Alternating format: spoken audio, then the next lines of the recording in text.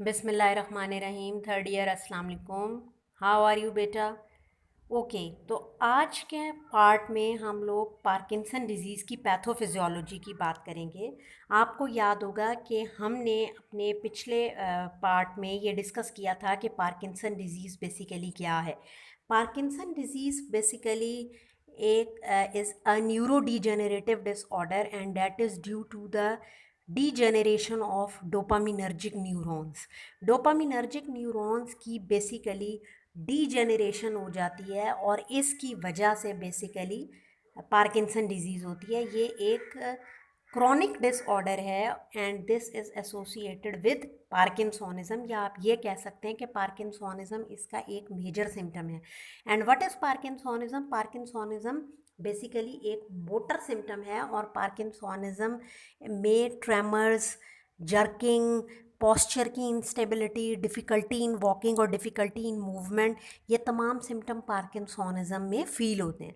तो parkinsonisms are purely the motor problems और motor symptoms, and if the disease is chronic and there is degeneration of dopaminergic neuron, then this is called as Parkinson disease. Okay, इसके और भी बहुत सारे नाम थे जो हमने डिस्कस किए थे।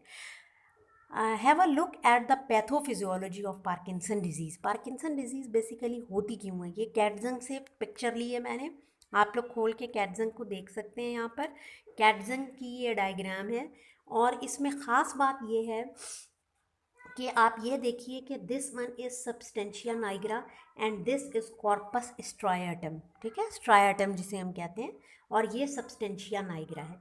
और ये यहाँ से कनेक्शंस स्ट्राइएटम में जाते हैं, स्ट्राइएटम से भी कुछ कनेक्शंस वापस सब्सटेंशिया नाइग्रा में भी आते हैं, और इस तरह ये नाइग्रो स्ट्राइएटल पाथवे बनाते हैं डोपामीन का। जो हम, आपको याद होगा कि जब हम साइकोसिस डिस्कस कर रहे थे तो we discussed 5 different dopaminergic pathways, और उसमें एक नाइग्रो स्ट्राइएटल पाथवे था, क्योंकि नाइग्रो सब्सटेंशिया नाइग्रा से लिया गया है और स्ट्राइएटम जो है वहाँ पर इनके न्यूरॉन्स या सिग्नल्स जा रहे होते हैं, जिसकी वजह से इनको नाइग्रो स्ट्राइएटल पाथवे कहते हैं। ठीक है, आइए देखते हैं कि इसमें है क्या। ये देखिए, बेसिकली सब्सटेंशिया नाइग्रा से डोपामिनर्जिक न्यूरॉन्स ओरिजिनेट होते हैं और ये स्ट्राइएटम में जाते हैं। ठीक है, और ये यहाँ पर एक इनहिबिटरी न्यूरोट्रांसमीटर के तौर पर काम करता है। आप ये देखें, स्ट्राइएटम से डिफरेंट गाबा के जो आउटपुट है या गाबा के जो न्यूरॉन्स हैं वो ओरिजिनेट होते हैं और वो अपनी आउटपुट फर्दर लेकर जा रहे होते हैं। तो इस डोपामीन का इनके ऊपर नेगेटिव इम्पैक्ट होता है। ठीक है, यानी गाबर्जिक न्यूरॉन्स के ऊपर स्ट्राइएटम में आके वो डोपामीन के न्यूरॉन जो कि सब्सटेंशिया नाइग्रा से आ रहे हैं वो इन पे अपना नेगेटिव इम्पैक्ट रखते हैं। ठीक है, जबकि स्ट्राइएटम के अंदर ही एसिटाइल कोलिन के न्यूरॉन्स भी मौजूद हैं और ये एक्साइटेटरी न्यूरोट्रांसमीटर है, और ये एसिटाइल कोलिन इस गाबा के आउटपुट के ऊपर पॉजिटिव, क्योंकि ये एक्साइटेटरी न्यूरोट्रांसमीटर है तो ये यहाँ पर पॉजिटिव इम्पैक्ट रखता है। ठीक है, अब पार्किंसन डिजीज़ में बेसिकली होता क्या है? ये जो डैश्ड में दिखाए गए हैं ये यही वाले डोपामीन के न्यूरोट्रांसमीटर न्यूरॉन्स हैं, और ये न्यूरॉन्स बेसिकली डीजेनरेट होना शुरू हो जाते हैं। अननोन इटियोलॉजी है, हमने जेनेटिक म्यूटेशन की बात की कि कुछ जीन्स में, एलील्स में म्यूटेशन आती है जिसकी वजह से हो सकता है कोई ऐसा अनआइडेंटिफाइड न्यूरोटॉक्सिन है जिसकी वजह से ये प्रॉब्लम आ सकता है। एनीवे, अभी तक एक क्लियर रीज़न हमारे सामने पार्किंसंस डिजीज़ का नहीं है। न्यूरोलेप्टिक या एंटीसाइकोटिक एजेंट्स हो सकते हैं, कोई इन्वायरमेंटल फैक्टर्स या कुछ ऐसे ड्रग का इस्तेमाल या ड्रग का विदड्रॉ कर लेना भी इसका रीज़न हो सकता है। ठीक है, अब पार्किंसन डिजीज़ में क्योंकि there is deficiency of the dopaminergic neuron, तो there is a balance between dopamine and acetylcholine.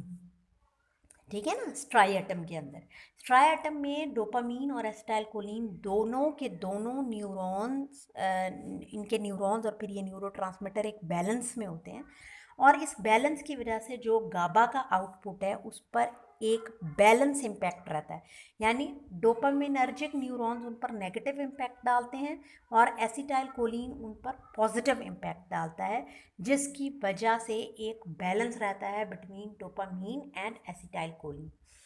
Parkinsonism के अंदर क्योंकि डोपामिनर्जिक न्यूरॉन्स डैमेज हो जाते हैं, तो जो डोपामीन का यहाँ पर नेगेटिव इम्पैक्ट या इनहिबिटरी इफेक्ट होता है इस गाबा के ऊपर, वो यहाँ पर ब्लॉक हो जाता है या वो अपना प्रॉपर इफेक्ट नहीं दे पाता है। जबकि एसिटाइल कोलिन की एक्टिविटी जो कि पॉजिटिव इम्पैक्ट कर रहा होता है वो गाबा की ट्रांसमिशन के ऊपर, वो कंटिन्यूसली एक्साइटेटरी जा रही होती है and that can not be checked here. उसका कोई यहाँ चेक नहीं है। उसको बैलेंस करने के लिए जो डोपामीन मौजूद था, अब वो डोपामीन के न्यूरॉन्स ऑलरेडी डिग्रेड हो चुके हैं या डिग्रेडेशन की तरफ जा रहे हैं। ठीक है, तो इसकी वजह से क्या होता है कि कंटिन्यूसली एसिटाइल कोलिन की एक्टिविटी ज़्यादा रहती है। ठीक है, मैं इसको क्लियर करके दोबारा समझा देती हूँ। एसिटाइल कोलिन जो है वो हाइपर एक्टिविटी की तरफ चला जाता है और डोपामीन की एक्टिविटी बहुत ज़्यादा डिक्रीज़ हो जाती है, जिसकी वजह से जो डोपामीन का एक प्रॉपर रोल है मूवमेंट के ऊपर, वो नहीं आ पाता है या वो उसको प्रॉपरली नहीं कर पाता है। ठीक है, और इसकी वजह से जो एसिटाइल कोलिन कंटिन्यूसली एक्साइट होता रहता है यहाँ पर, और मूवमेंट में मज़ीद प्रॉब्लम्स आते हैं, क्योंकि डोपामीन का जो मूवमेंट के ऊपर रोल है वो आप सब पढ़ चुके हैं कि वो प्रॉपर मूवमेंट्स में इन्वॉल्व है और आगे से इनके सिग्नल यहाँ पर बेसिकली बेसल गैंग्लिया को जा रहे होते हैं। अभी मैं आपको बेसल गैंग्लिया के फंक्शंस भी बताती हूँ। और बेसल गैंग्लिया में जब प्रॉपर डोपामीन का इफ़ेक्ट नहीं हो पाता है तो फिर मूवमेंट की या कोऑर्डिनेशन की प्रॉब्लम आती है। और एसिटाइल कोलिन क्योंकि कंटिन्यूसली अनचेक्ड जा रहा होता है, कंटिन्यूसली एक्साइटेटरी जा रहा होता है, तो इस वजह से भी मूवमेंट्स के अंदर प्रॉब्लम आते हैं। ठीक है, अब आप अगर इस एटियोलॉजी या पैथोफिजियोलॉजी को अच्छे से समझ जाते हो बच्चों, तो you people can now easily correlate कि आप क्या स्ट्रेटजी इख्तियार करेंगे। देखें, या तो आप सम हाउ ये जो डोपामीन की कंसंट्रेशन कम हो रही है, पार्किंसन को ट्रीट करने के लिए आप इसको बढ़ाएं। आप क्या करेंगे, आप डोपामीन के एगोनिस्ट दे सकते हैं, आप डोपामिनर्जिक ड्रग्स दे सकते हैं। ठीक है, लेकिन डोपामीन के एंटागोनिस्ट आप यहाँ नहीं दे सकते, क्योंकि एंटागोनिस्ट मज़ीद डोपामीन की कंसंट्रेशन को कम कर देंगे।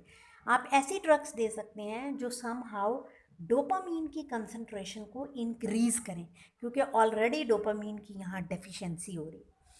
दूसरा काम आप ये भी कर सकते हैं, because there is now imbalance between dopamine and acetylcholine, आप ये भी कर सकते हैं कि आप एसिटाइल कोलिन को ब्लॉक करना शुरू करें। और एसिटाइल कोलिन को ब्लॉक करने का एक रीज़न ये है कि आप एसिटाइल कोलिन की जो ओवर एक्टिविटी हुई है उसको समहाउ यहाँ पर कंट्रोल कर लेंगे, तो आप एंटी मस्करेनिक ड्रग्स या कोलिनर्जिक एंटागोनिस्ट दे सकते हैं। ठीक है, तो कोलिनर्जिक के एंटागोनिस्ट और डोपामीन के एगोनिस्ट को हम यूज़ करेंगे डेफिनेटली इस इम्बैलेंस को जो इन दोनों न्यूरो ट्रांसमीटर्स के दरमियान में आ रहा है उसको मेंटेन करने के लिए। ठीक है बच्चों, is that clear? Now come to the pathophysiology. अब आप ये देखिए इस पैथोफिजियोलॉजी में, ठीक है, मैं कलर चेंज कर लेती हूँ यहाँ, आई थिंक रेड बेटर रहेगा। ठीक है, तो ये देखिए पैथोफिजियोलॉजी में, नॉर्मल फिजियोलॉजी में ये देखिए बेसल गैंग्लिया को दिखाया गया है। The main input structure of basal ganglia क्या है, स्ट्राइएटम है, जो अभी हमने डिस्कस किया इससे पहले। ठीक है, अब ये इनपुट क्या है, received from all parts of cerebral cortex and substantia Niagara. ठीक है, सब्सटेंशिया नाइग्रा के आगे पार्ट्स हैं जिसे हम पार्स कॉम्पैक्टा या पार्स रेटिक्यूला कहते हैं। तो पार्स कॉम्पैक्टा से और सेरिब्रल कॉर्टेक्स से, सब्सटेंशिया नाइग्रा से हर जगह इनपुट आ रही होती हैं, और इनपुट स्ट्रक्चर जो है बेसल गैंग्लिया का वो बेसिकली स्ट्राइएटम होता है, और स्ट्राइएटम को तमाम इनपुट आपके सब्सटेंशिया नाइग्रा या सेरिब्रल कॉर्टेक्स से, जो मैंने पिछली फिगर में दिखाया, वहाँ से आ रही होती है। जबकि अब यहाँ से यानी स्ट्राइएटम से जो आउटपुट्स जाती हैं, ठीक है, वो ग्लोबस पैलिडस और सब्सटेंशिया नाइग्रा पार्स रेटिक्यूला से जाती हैं। यानी इनपुट इनको रिसीव हो रही हैं सेरिब्रल कॉर्टेक्स और सब्सटेंशिया नाइग्रा से, और आउटपुट इनकी जा रही है ग्लोबस पैलिडस में और सब्सटेंशिया नाइग्रा पार्ट और है, पार्स रेटिक्यूलेट है। और यहाँ से फिर ये आउटपुट आप देखिए कि ये सारी की सारी आउटपुट कहाँ जा रही है, थैलेमस में जा रही है। और थैलेमस में ये सारी की सारी आउटपुट जाके बैक जाती है कॉर्टेक्स को, सारी इंफॉर्मेशन देती है। अब जो हमने डिस्कस किया था ये स्ट्राइएटम और ये सब्सटेंशिया नाइग्रा यानी नाइग्रो स्ट्राइएटल पाथवे, यहाँ बेसिकली प्रॉब्लम आता है। और डोपामीन के जो न्यूरॉन्स हैं वो, क्योंकि जाहिर है कि पार्किंसन एक न्यूरो डीजेनरेटिव डिसऑर्डर है ना, तो वो यहाँ पर डीजेनरेट होना शुरू हो जाते हैं और डेफिनेटली उसकी वजह से डेफिशिएंसी होना शुरू हो जाती है, जो इससे पहले मैंने आपसे डिस्कस किया। अब ये देखो बच्चों, फंक्शंस क्या हैं। हम बेसल गैंग्लिया की बात करें, it plays an important role in planning and programming of movement. खास बात आ रही है मूवमेंट कैसे, by selecting and inhibiting the specific motor synergies. ख़ास किस्म की मोटर के साइनर्जीज होती हैं जिनको या तो सिलेक्ट करके इनहिबिट किया, तो उनको सिलेक्ट किया जाता है, इनहिबिट किया जाता है, और इस तरह से मूवमेंट में बेसल गैंग्लिया का बहुत इंपॉर्टेंट रोल है। ठीक है, दूसरी तरफ थोड़ा इसको आगे कर लेते हैं कि it plays important role in cognitive processes. Cognitive processes समझते हो ना, जो लर्निंग और मेमोरी, लर्निंग एबिलिटीज से रिलेटेड होते हैं। ये हम बेसल गैंग्लिया की बात करें, प्राइमरीली कॉर्डेट न्यूक्लियस में, including the awareness of the body orientation in the space, ability to adapt behaviour as task requirement change and motivation. जैसे टास्क की रिक्वायरमेंट चेंज होती है तो बॉडी में उसकी जो अवेयरनेस है या जो बिहेवियर के लिए चेंजिंग आती है, वो सारी की सारी यहाँ पर बेसल गैंग्लिया में बेसिकली फंक्शंस में शामिल हैं। ठीक है, फॉर एग्जांपल कि आप अगर कहीं जाते हैं और आप कोई ख़तरा देखते हैं और इमीडिएटली आप ये कोशिश करते हैं कि आप अपनी मूवमेंट को, जो आप वॉक कर रहे थे, अब आप उस वॉक को बढ़ा के रनिंग की तरफ ले आएँ। ये तमाम का तमाम कंट्रोल आपके ब्रेन में हो रहा है और डोपामीन के न्यूरॉन्स इन्वॉल्व हैं। ठीक है, आप देख रहे हैं कि इस वक्त कुछ डेंजर है और आप बहुत स्लो चल रहे हैं एंड यू आर ट्राइंग कि आप अब बहुत जल्दी चलें, तो instead of walking you will start running. दूसरी तरफ ये भी हो सकता है कि आप अपनी बहुत स्लो मूवमेंट्स को कंट्रोल करना चाह रहे हो और आप अपनी वॉकिंग को एक पर्टिकुलर पेस के साथ रखना चाह रहे हैं। और अगर आप पर्टिकुलर पेस में रहना चाह रहे हैं अपनी मूवमेंट में, तो वो भी आपके सब्सटेंशिया नाइग्रा और डोपामिनर्जिक न्यूरॉन से कंट्रोल हो रहा होता है। इसका मतलब ये हुआ कि आपकी जितनी भी मूवमेंट्स हैं, आप उनको इंक्रीज़ करते हैं एट द पर्टिकुलर सिचुएशन, या आप उसको डिक्रीज़ करते हैं इमीडिएटली, वो तमाम की तमाम मूवमेंट्स कंट्रोल हो रही होती हैं आपके ब्रेन से। ठीक है, और पर्टिकुलरली जो नाइग्रो स्ट्राइएटल पाथवे की हमने बात की है, यानी सब्सटेंशिया नाइग्रा से स्ट्राइएटम में, और बहुत सारी बुक्स में स्ट्राइएटम को न्यू स्ट्राइएटम भी लिखा हुआ होगा, लिपिनकॉट में न्यू स्ट्राइएटम लिखा हुआ है, तो वो एक ही बात है, ये नाइग्रो स्ट्राइएटल पाथवे है। ठीक है, तो बेसिकली अब आपको समझ आ गया कि पैथोफिजियोलॉजी में है क्या, कि डोपामिनर्जिक न्यूरॉन सब्सटेंशिया नाइग्रा में डिग्रेड होना शुरू हो जाते हैं और उनकी डिग्रेडेशन की वजह से एसिटाइल कोलिन की एक्टिविटी अनचेक्ड जाती है। There is imbalance now between the dopamine and acetylcholine. Dopamine is deficient and acetylcholine is in over access.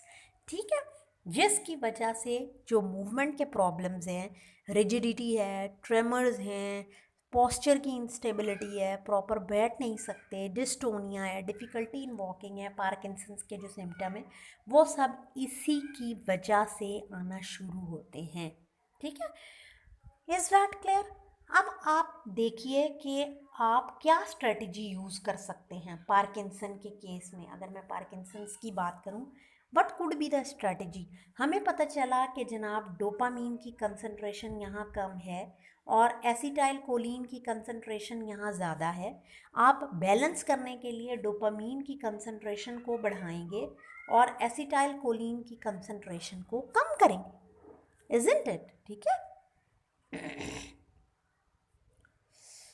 सही है बच्चों, ये क्लियर हो गया। अब आइए देखें, हाँ हम इनकी ड्रग्स के ऊपर चलते हैं। ठीक है, currently available drugs aim to maintain the CNS dopamine level as constant as possible. ठीक है। अच्छा, एक बात मैं इसमें और भी बता दूं, जो लिपिनकॉट में तो नहीं लिखी हुई, लेकिन आप लोग कैटजिंग से पढ़ेंगे तो आपको मिल जाएगी कि ये जो पैथोफिजियोलॉजी की हमने बात की है कि डोपामीन की कंसंट्रेशन कम हो जाती है और एसिटाइल कोलिन की कंसंट्रेशन ज़्यादा हो जाती है। एक चीज़ होती है यहाँ पे लेवी बॉडीज़। ठीक है, LEWY, Lewy bodies. Lewy bodies कुछ प्रोटीन्स होती हैं जो कि एक्यूमुलेट होना शुरू हो जाती हैं ब्रेन में ही। ठीक है, और अगर ये लेवी बॉडीज़ एक्यूमुलेट होती हैं तो ये मज़ीद वर्स करना शुरू कर देती हैं पार्किंसंस के पेशेंट की कंडीशन को। और अक्सर जो इन इस तरह के पेशेंट यानी पार्किंसन डिजीज़ के जो पेशेंट्स हैं, जब उनकी पोस्टमार्टम हुआ उनकी डेथ के बाद, तो देखा गया कि उनके ब्रेन में लेवी बॉडीज़ की कंसंट्रेशन बहुत ज़्यादा थी। तो आप पैथोफिजियोलॉजी में ये चीज़ भी लाजमी डालिए। ठीक है, ये जो हमने डिस्कस किया यहाँ पर कि पैथोफिजियोलॉजी में बेसिकली स्ट्राइटम और गैंग्लिया, स्ट्राइटम और सब्सटेंशिया नाइग्रा का जो प्रॉब्लम है, एक तरफ डोपामीन की कंसंट्रेशन कम होती है ड्यू टू न्यूरो डीजेनरेशन और एक तरफ एसिटाइलकोलिन पे उसका इम्पैक्ट, क्योंकि नेगेटिव या इनिबिटरी इम्पैक्ट नहीं आता तो एक्साइटेटरी इम्पैक्ट वहाँ पर बढ़ जाता है। ठीक है, और दूसरी तरफ लेवी बॉडीज़ एक्यूमुलेट होना शुरू हो जाती हैं जो फर्दर ब्रेन की कंडीशन और पार्किंसन की कंडीशन को वर्स करना शुरू कर देती है। ठीक है, तो ये हो गई पैथोफिजियोलॉजी। अब हम क्या करेंगे कि हम डोपामीन के लेवल्स को डेफिनेटली, हमारा फर्स्ट और बेस्ट ऑप्शन तो यही है, क्योंकि प्रॉब्लम आ रही है डोपामीन की वजह से, न्यूरो डीजेनरेशन हो रही है। व्हाट वी विल ट्राई कि हम डोपामीन की कंसंट्रेशंस को बढ़ाएं CNS में ना। तो वही करंटली जितनी भी मैनी ड्रग्स अवेलेबल हैं उनका एम क्या है कि डोपामीन के लेवल्स को वो मेंटेन रखें CNS में। These agents offer temporary relief from the symptom of the Parkinson disorder, but they do not arrest or reverse the neuronal degeneration caused by the disease। जो हम अभी तक मोस्टली CNS के disorders में पढ़ते चले आ रहे हैं कि आप जो भी थेरेपी करते हैं उस थेरेपी का एम सपोर्टिव या सिम्टोमेटिक है, कि उस सिम्टम्स को रिलीफ ज़रूर कर रहा होता है वो मेडिकेशन ट्रीटमेंट, लेकिन ऐसा नहीं होता कि जो न्यूरॉन डैमेज हो गए हैं, जिनकी डीजेनरेशन हो गई है, वो कंडीशन जो है रिवर्स हो सके, ब्लॉक हो सके। ये ड्रग्स इस तरह से नहीं करती हैं। अलबत्ता पेशेंट के सिम्टम्स को ज़रूर इम्प्रूव करेंगी, जो रिजिडिटी या मस्कुलर स्पाज्म या पोस्चर में प्रॉब्लम या शेकिंग है, या जिस तरह के एक्स्ट्रा पायरामिडल सिम्टम्स आ रहे हैं, अनकंट्रोल्ड इनवॉलंटरी एक्टिविटीज़ जो आ रही हैं, उस तरह के सिम्टम्स को ड्रग्स ज़रूर कंट्रोल कर लेंगी। ठीक है, आइए देखते हैं क्लासिफिकेशन क्या हो सकती है। अभी मैंने डिस्कस किया कि अगर आप क्लासिफिकेशन की बात करें तो आप डोपामीन का प्रीकर्सर ले सकते हैं, जिसमें हमारे पास लीवोडोपा शामिल है। अभी हम लीवोडोपा को डिटेल में पढ़ेंगे। ये levodopa is the precursor of the dopamine and inside the body it is converted into dopamine. ठीक है, डायरेक्टली हम डोपामीन क्यों नहीं दे सकते वो भी डिस्कस करते हैं।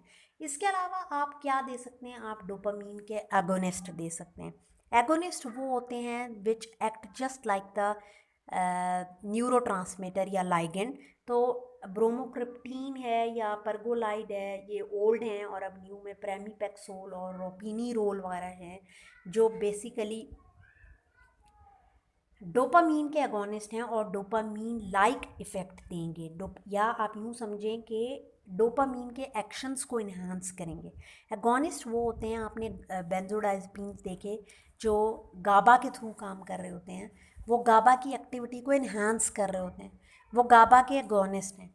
सिमिलरली जो डोपामीन के एगोनिस्ट हैं वो एनी हाउ डोपामीन की कंसंट्रेशन को ही बढ़ाएंगे। ठीक है, इसके अलावा आप मोनोअमाइन ऑक्सीडेज इनहिबिटर्स ले सकते हैं, और मोनोअमाइन ऑक्सीडेज इनहिबिटर्स हम डिस्कस कर चुके हैं इससे पहले डिप्रेशन में, कि मोनोअमाइन ऑक्सीडेज ये वो एंजाइम है बेसिकली जो कि जितने भी आपके मोनोअमाइंस हैं उनकी डिग्रेडेशन में या ब्रेक डाउन में इन्वॉल्व है। आपको याद होगा बच्चों कि हमने ये डिस्कस किया था कि हमारे पास मोनोअमाइन टाइप ऑफ न्यूरोट्रांसमीटर्स मौजूद हैं, जिसमें ख़ास तौर पर डोपामीन और नॉरएपिनेफ्रिन, एपिनेफ्रिन ये सब शामिल हैं।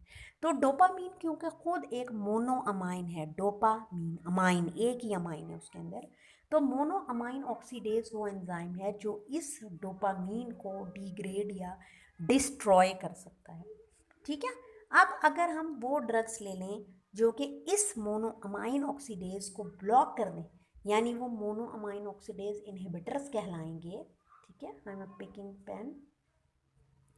तो सेलेजिलीन जो डिप्रेनिल के नाम से आती है और रेसेजिलीन, ये दोनों ऐसी ड्रग्स हैं जो मोनोअमाइन ऑक्सीडेज इनहिबिटर्स हैं।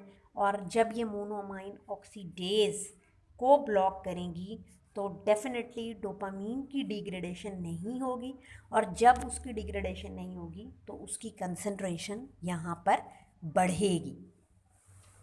ठीक है।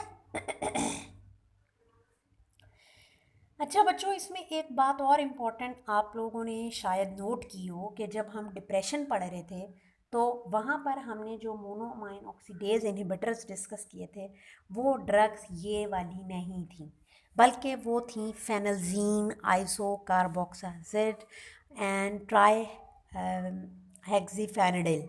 ठीक है, आइसोकार्बोक्साजिड, फेनल्जीन, आइसोकार्बोक्साजिड ये वाली ड्रग्स शामिल थी। उसमें सेलेजिलीन या रासेजिलीन वगैरह शामिल नहीं थी। ये बात देखो यहाँ क्लियर कर लो कि मोनोअमाइन ऑक्सीडेज एंजाइम की दो फॉर्म्स हैं। मोनोअमाइन ऑक्सीडेज की दो फॉर्म्स हैं, एक मोनोअमाइन ऑक्सीडेज ए और एक मोनोअमाइन ऑक्सीडेज बी। जो एपिनेफ्रीन और नॉर एपिनेफ्रीन हैं जिनका मेजर रोल डिप्रेशन में है, वो मोनोअमाइन ऑक्सीडेज ए एंजाइम से मेटाबोलाइज होते हैं यानी डिग्रेड होते हैं, जबकि डोपामीन को डिग्रेड करता है मोनोअमाइन ऑक्सीडेज बी। तो यहाँ पर आप कौन से मोनोअमाइन ऑक्सीडेज को ब्लॉक करेंगे, ए को या बी को? डेफिनेटली हम बी को ब्लॉक करेंगे, क्योंकि बी से डोपामीन की डिग्रेडेशन होती है और आपने डोपामीन की डिग्रेडेशन नहीं होने देनी, रादर आपने पार्किंसन में डोपामीन की कंसंट्रेशन को बढ़ाना है। इसीलिए हमने बात की सेलेजिलीन और रेसेजिलीन के बारे में। ठीक है, ये कॉन्सेप्ट क्लियर हो गया, इसमें कोई कन्फ्यूजन या प्रॉब्लम तो नहीं है। ठीक है, तो मोनोअमाइन ऑक्सीडेज इनहिबिटर। नेक्स्ट है आपके पास Comte inhibitor, कैटिकोल O methyl transferase.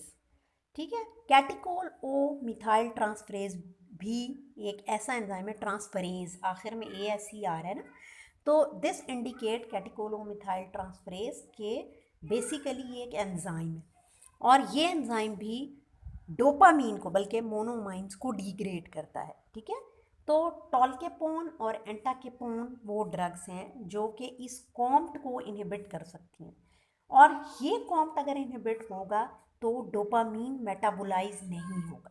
जब डोपामीन मेटाबोलाइज नहीं होगा तो डोपामीन की कंसंट्रेशन बढ़ जाएगी, and this is what we want in case of Parkinson disease. ठीक है। अच्छा, एक और ड्रग है हमारे पास बच्चों, और वो है एमेंटाडिन। एमेंटाडिन इज़ बेसिकली, मैंने इसको स्टेरिक इसलिए किया है कि एमेंटाडिन बेसिकली एक एंटी वायरल ड्रग है। ठीक है, प्योरली एंटी पार्किंसन नहीं है, बल्कि ये एक एंटी वायरल ड्रग है, और इसको जब हम डिस्कस करेंगे आगे डिटेल में तो यू पीपल विल सी कि एक्सीडेंटली ये देखा गया कि पार्किंसंस के सिम्टम को इम्प्रूव करती है, एलिविएट करती है। तो ये ड्रग भी बहुत सारी जगहों पर पार्किंसंस के पेशेंट के लिए सक्सेसफुली यूज़ हो रही है। ठीक है बच्चों, इसके अलावा आप नेक्स्ट देखिए, आपके पास मस्करैनिक एंटागोनिस्ट आ जाते हैं। मस्करैनिक एंटागोनिस्ट का क्या काम है? जो कि एसिटाइल कोलिन की कंसंट्रेशन को इनहिबिट करेंगे। हमने बात की थी कि आप दो स्ट्रैटेजीज़ यूज़ कर सकते हैं, या तो आप डोपामीन की कंसंट्रेशन को बढ़ाएं, और अभी तक ये सारी ड्रग्स जो हैं ये बेसिकली डोपामीन की कंसंट्रेशंस को ही बढ़ा रही हैं, सब की सब। ठीक है।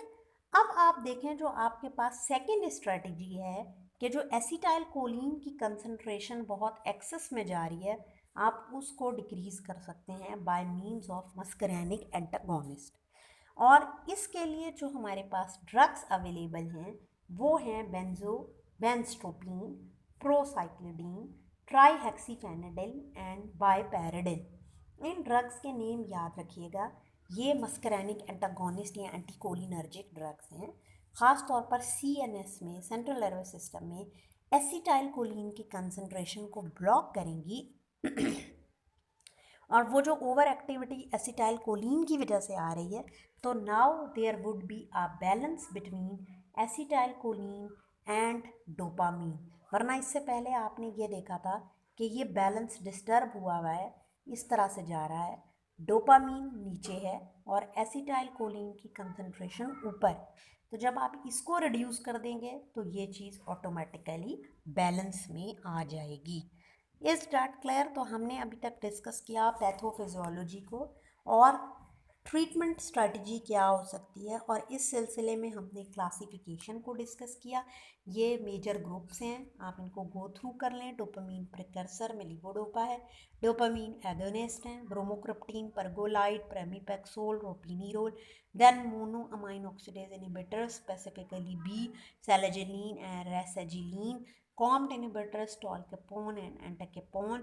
Amantadine is a separate antiviral drug. Muscarinic antagonist or anticholinergic में you may have benztropine, procyclidine, trihexyphenidyl and piperidine. So this was the classification of anti Parkinson drug. अब हम वन बाय वन इन सब को discuss करेंगे अपने next part के अंदर। Till then आप इसकी पैथोफिजियोलॉजी को अच्छे से समझ लीजिए। If you are clear about the pathophysiology of Parkinson, then you will have no difficulty in the treatment strategy, क्योंकि आपको समझ आ गई कि प्रॉब्लम कहाँ हो रही है, किस तरह से हो रही है। ठीक है बेटा, till then take care and Allah हाफिज़।